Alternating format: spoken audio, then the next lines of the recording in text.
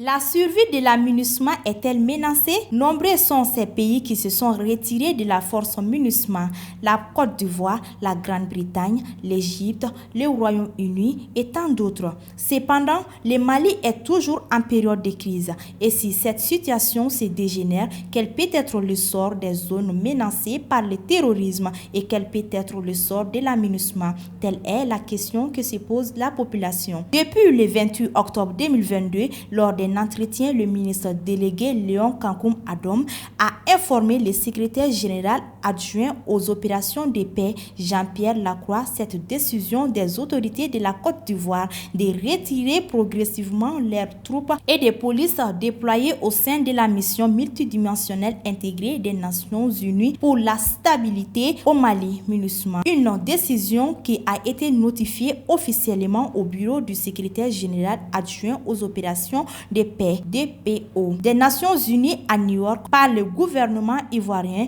via une correspondance en date du 11 novembre 2022. Cette décision intervient alors qu'en juillet 2022, une quarantaine de soldats ivoiriens ont été arrêtés au Mali, accusés d'être des mercenaires. La Côte d'Ivoire elle-même affirme que ces soldats font partie du contingent de sécurité et de logistique travaillant dans le cadre de la mission de maintien de la paix. Pas que la Côte d'Ivoire, le Royaume-Uni avait aussi annoncé le lundi 14 novembre le retrait anticipé de ses militaires actuellement déployés au Mali, mettant notamment en avant le recours de la junte au gouvernement paramilitaire russe Wagner, a indiqué le secrétaire d'État aux forces armées Jean Aping devant la Chambre des communes. Après le Royaume-Uni, la Côte d'Ivoire et l'Égypte qui a suspendu sa mission à l'ONU temporairement, c'est au tour de l'Allemagne. Il annonce sa volonté de retirer ses troupes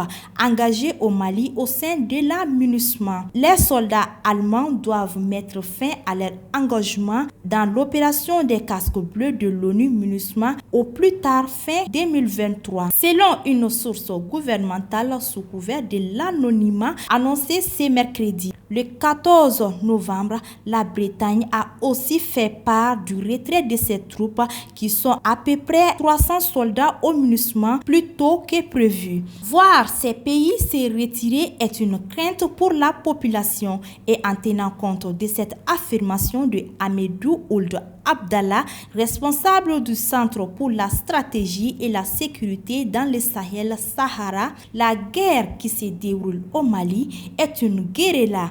Il faut beaucoup de solidarité, pas seulement dans les combats, mais aussi dans les renseignements, dans les contacts avec la population. Chaque fois qu'il y a une brèche, cela affaiblit le front. La situation est inquiétante. Les retraits de ces pays au MINUSMA inquiètent la population et l'on se demande si la sécurité du pays peut être toujours assurée par la MINUSMA.